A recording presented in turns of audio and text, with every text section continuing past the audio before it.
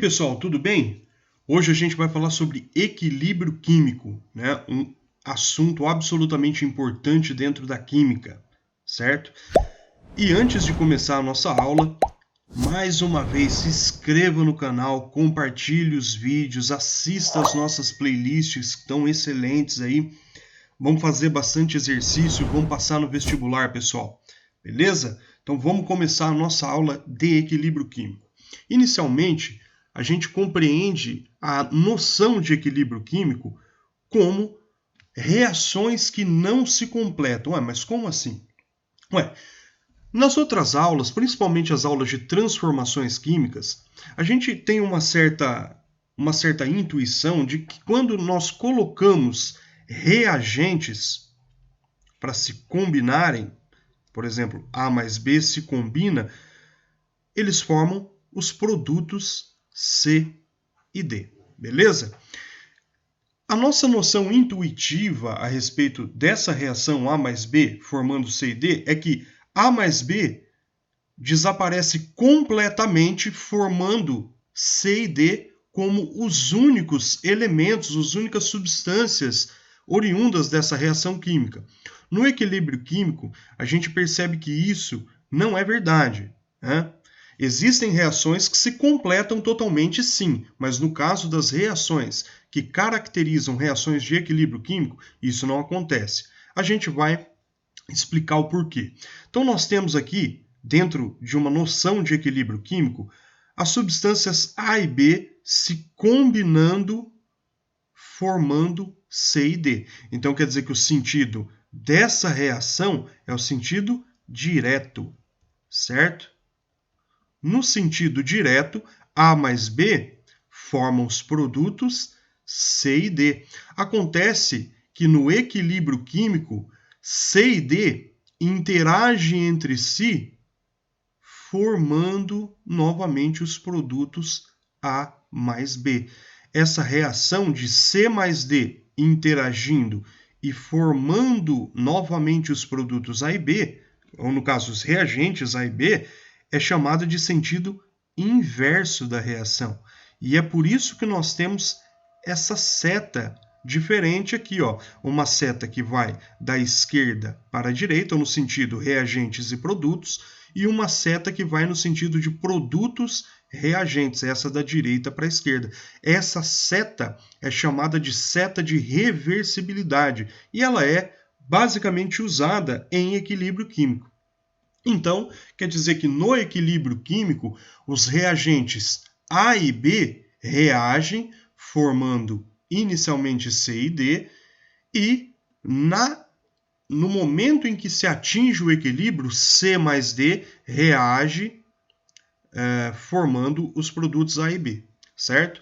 E eles basicamente ficam constantes em termos de quantidade de matéria. Às vezes, A mais B pode ficar numa quantidade maior que C e D, às vezes C e D pode ficar numa quantidade maior, às vezes eles podem ficar em quantidades iguais. A gente vai ver isso daqui a pouco no gráfico. Então, quer dizer que essa seta, ela indica a reversibilidade. Vamos dar uma olhada neste exemplo aqui, ó. Nós temos o exemplo do NO2 reagindo e formando o N2O4.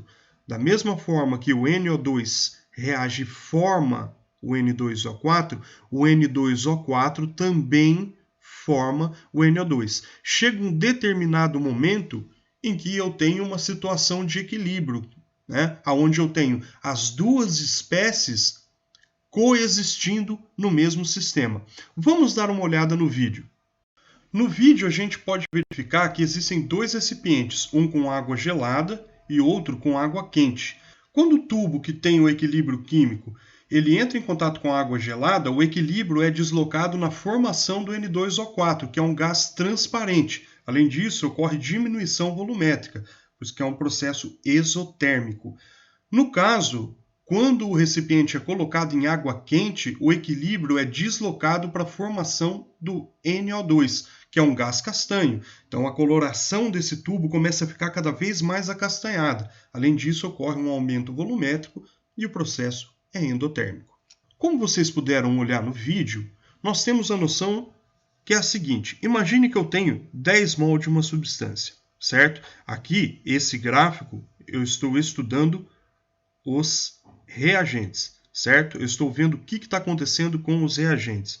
Numa situação de equilíbrio químico, eu tenho que, basicamente, os reagentes eles diminuem a sua quantidade e ficam com uma quantidade constante, certo?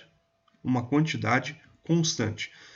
E, ao passo que diminui-se a quantidade de reagentes, eu tenho o aumento da quantidade de produtos. E quando se atinge o equilíbrio, eu tenho quantidades de matéria constantes. Então, quer dizer que o equilíbrio químico aconteceu, vamos supor, tempo 1, 2, 3, 4, 5, 6, etc. Tá? E aqui 1, 2, 3, 4, 5. Quer dizer que o equilíbrio químico ele foi acontecer aonde as duas velocidades da reação permanecem absolutamente constantes. Então, no tempo 5. Porque se eu juntar essas duas curvas, eu vou ter algo mais ou menos assim.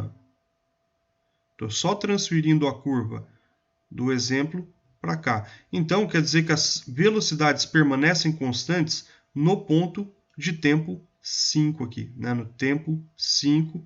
É no tempo 5 que ocorre o equilíbrio químico. Eu só transferi essa curva para cá para mostrar para vocês a noção de que as concentrações permanecem constantes a partir do tempo 5. Então, significa que a velocidade das reações químicas ela acontece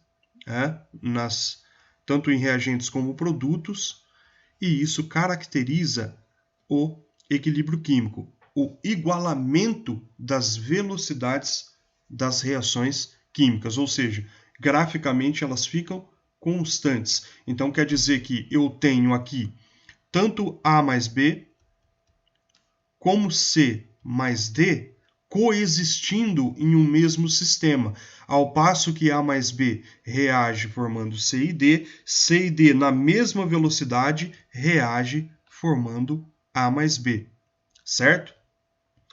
Embora apareça que o equilíbrio químico ele cessou as reações, visualmente isso aparentemente acontece, né? Você vê uma única cor, né? E essa única cor aparentemente nos dá uma noção de que a reação química acabou, mas em nível atômico as espécies ainda continuam essa interação. E é isso que caracteriza o equilíbrio químico, quando as velocidades das reações direta e inversa se igualam. No caso, nós podemos ter basicamente 3 tipos de situações de equilíbrio químico.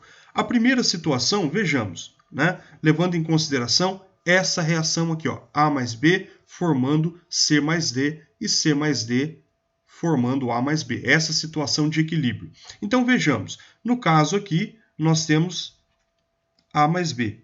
1, 2, 3, 4, 5. Aí, beleza, só para ter uma noção. No primeiro caso, pode ser que prevaleça em maior quantidade os reagentes e os produtos atingem um equilíbrio em menor concentração.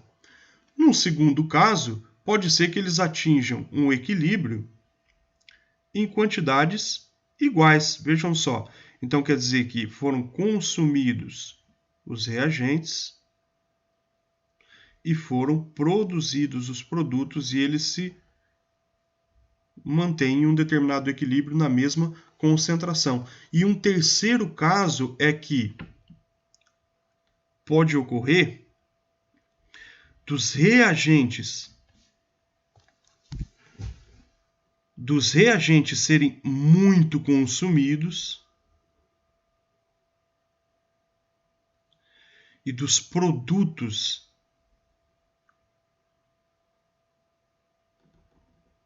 terem maior concentração num sistema. Então, são as 3 possibilidades que nós temos em termos de equilíbrio químico.